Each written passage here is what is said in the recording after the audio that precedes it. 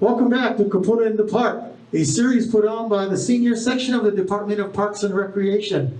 Today we're getting into the holiday spirit. Going to be making some Christmas wreaths, and we're using all these different materials. Want to say thank you to Dennis's wife, Lita, for making me this fancy mask, so we're all in the festive mood and staying safe.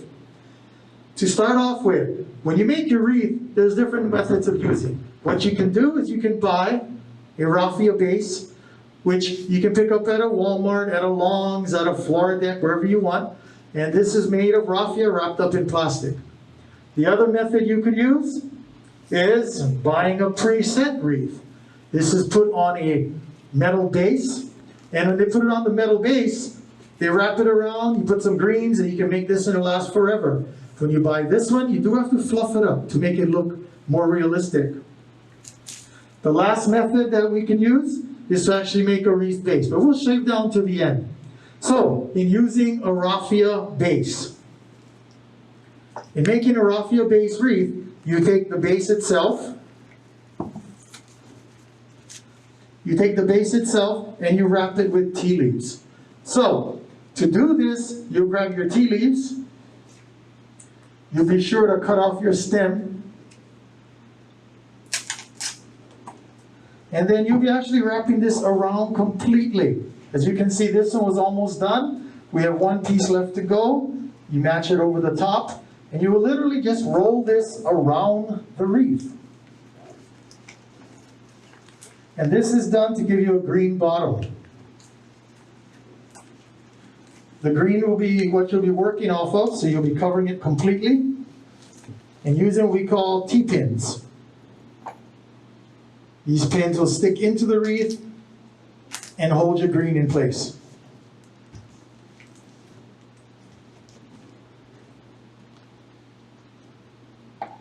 Now, once you get the wreath base made, now you start with your decorating on top of it. There's different ways to decorate the top. One of the main ones people use is getting juniper, pieces of old Christmas trees, and tying it around. In this case, right now we don't have our green Christmas trees yet, so we put in our ferns, the ones everybody gets in their gardens, and we put in some greenery. Now, the key is to only get greens which last. Okay, if you pick something from your yard which dies quickly, it's no good. Yeah, so once you get started on this, you get your green pins, and you will pick all of these ferns right into the base, just sticking them in. The objective is to cover all of the green tea leaf. So once you get all the green tea leaf covered, you'll start your decorating of your wreath. So in decorating your wreaths, as I said, you'll be using juniper, you'll be using ohia, you'll be using all different types of greenery to cover it. So you've got your wreath base, you got it greened up. So how do you cover up the green portion? You're going to put your fern or your juniper down, and you're going to pick it in. One going out, the next going in. And you're going to push them down hard. Now, to push these things down hard, you need some tools. One tool you're really going to need is a long nose pliers. Okay? You also will need a wire cutter. Okay, these will be used to cut extras later as you go through. So, the lawai, as you know, come in big branches.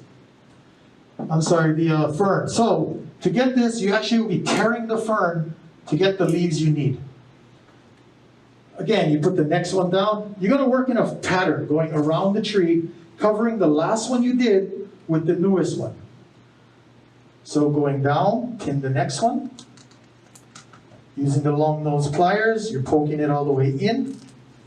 And the reason for that is this stuff will always shrink.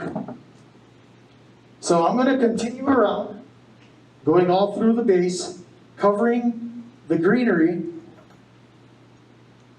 the green wreath tea leaf with green leaf outside. Okay?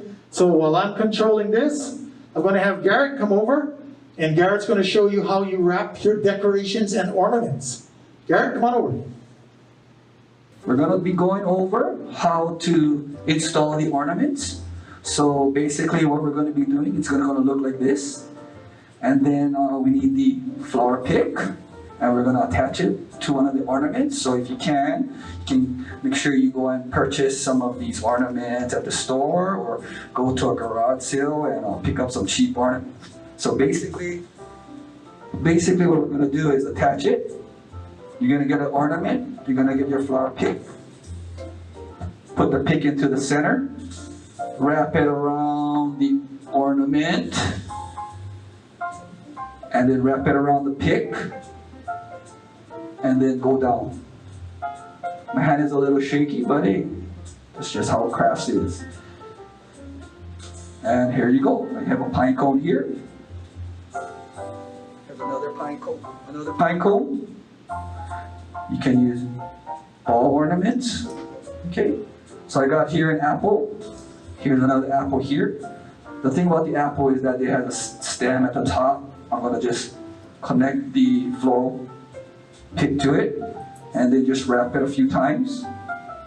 And making sure when you wrap, we go downwards, down the pick.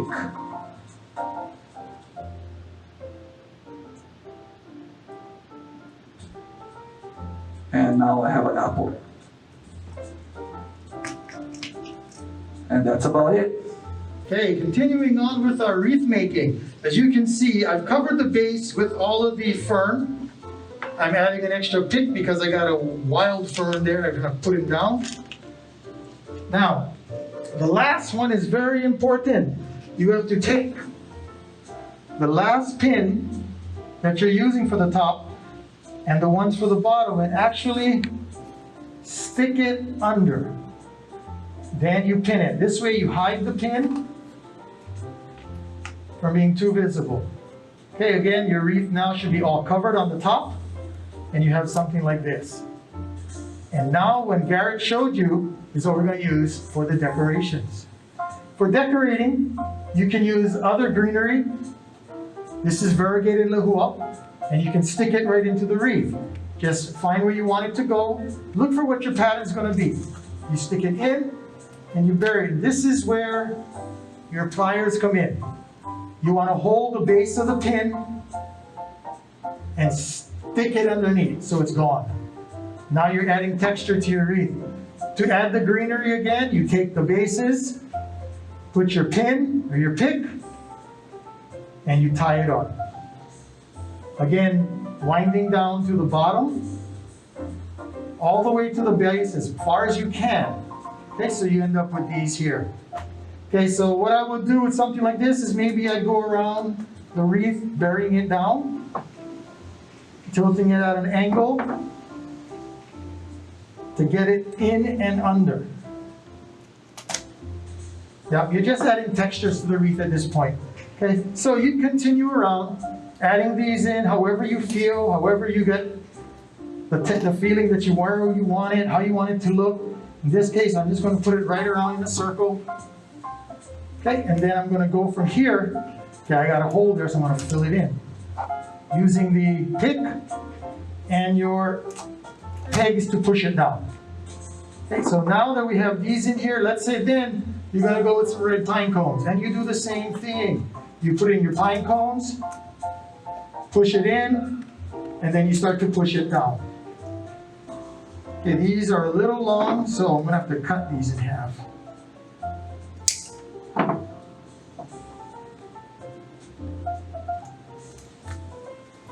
And I start to bury them into the wreath. Yeah? So you're going to go around your wreath, keep on filling as you go. You fill it up all the way you want until you get the look that you're looking for. Okay? So I'm not going to finish the whole thing for you because I want to see what yours looks like. So instead of staring up at mine, think about it, design. Do you want a clock pattern? Do you want a round pattern? Do you just want to continue in circles? Whatever way you want to do it, it's all up to you. No wreath is perfect and no wreath is correct. It's all the same, all up to you. So, with all these going into the wreath, we're going to let you go at this point and you're going to continue on. Okay, so from Kupuna in the park, a little showing you of the wreath. Next week, when you come on, we're going to make a whole different style of wreath for you, and we're going to show you some of these that are finished. Okay, so until next week, this is Steven from Kupuna in the Park, signing off.